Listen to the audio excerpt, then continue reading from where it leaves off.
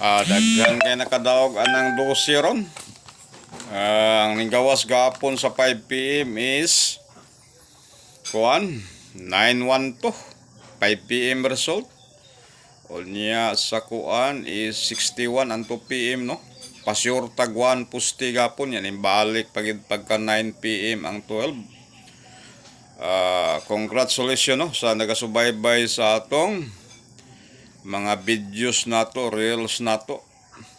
Kay kining atong kuan, ng atong competition mga suki. Ako naminaw man ta ng mga uban nga mga kining naas mga radyo unsay mga guide nila layo ra gyud kay sa tuwa no. Layo ra kay pasyur tag isa ka bukpusti. Bullseye man gyud pasyur tag uno gahapon. Pusti bullseye man gyud, di ba? Exhibition na to nagapon para makita ninyo ang dagan sa tong competition dori kung kinsa si John Capasio nga nagabuhat og competition, di ba? Kanang uban dia nga di mo tuo. Sige, subaybay lang mo diri sa programa.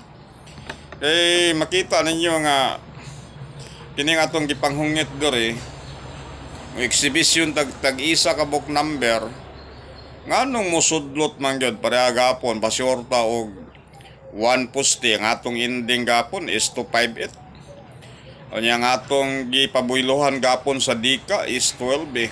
Deliver tag saging gapon among gipabuylohan dito sa mga suki namo 12. Bullseye gyud ang 12 912 812 ang nigawas sa 5 PM.